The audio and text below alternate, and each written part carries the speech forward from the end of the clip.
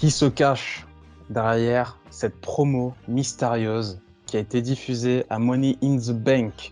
Alors, malheureusement, il y a des infos qui sont sorties. Fightful, qui sont très bien informés, ont indiqué qu'un certain lutteur serait affilié avec cette vidéo mystérieuse.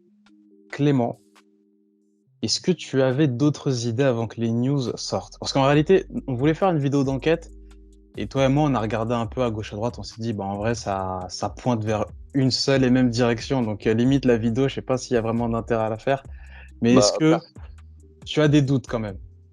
personnellement, moi j'ai vu le pay-per-view en replay, enfin en replay, pardon, par rapport au fait comme quoi que je l'ai vu ce matin, du coup, en fin de matinée. Et forcément, j'avais été voir sur Cash News, sur Twitter, et j'avais déjà vu des informations. Donc bien sûr, il y en a qui pensent que c'était Edge, il y en a qui pensaient que c'était Bray Wyatt.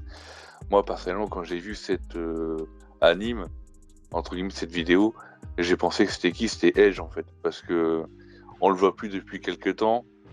C'est une continuité de sa gimmick qu'il avait eu depuis Judgment Day. Mais je trouve ça assez bizarre, entre guillemets, c'est qu'il s'est fait jarter du clan Judgment Day, et en fait, il va recontinuer à avoir une gimmick gothique, à nouveau. C'est-à-dire que ça veut dire quoi? Ça veut dire qu'en fait, il va rester heal malgré tout. Donc je sais pas comment eux ils vont faire, mais ou s'il va avoir un rapport ou bien aucun rapport avec le Jugement de D notamment, je sais pas. C'est ça. Alors, c'est vrai que la vidéo fait beaucoup penser à Bray Wyatt. Je pense qu'on a tous pensé ça. Moi, j'ai aussi pensé, alors, pendant une fraction de seconde, mais j'ai vite évacué l'idée, à Sting. Parce qu'à un moment donné, tu entends un corbeau et tu vois un corbeau. Donc, ça fait penser à Sting. Mais non, Sting, c'est pas possible. Il est chez AEW. À un moment donné, tu vois une médaille. Donc, les gens disent, tiens, Gable Stevenson, c'est peut-être une promo reliée à lui.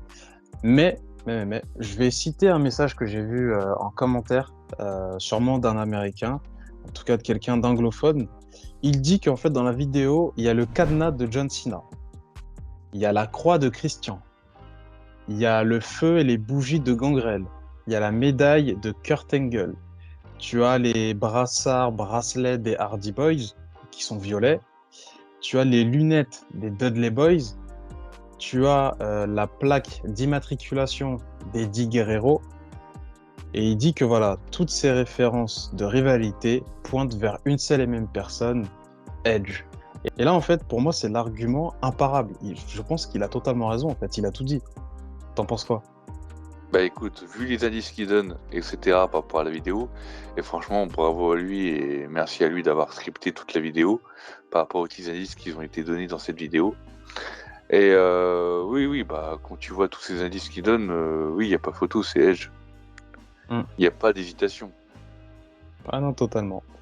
Est-ce que tu as une attente? Est-ce que tu penses qu'il va créer un clan? Contre qui il va s'orienter pour une rivalité?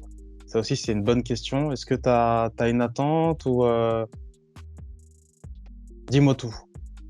Bah, comme je disais juste avant, au tout début de la vidéo, en fait, comme je disais, il s'est fait jarter du Jugement de D.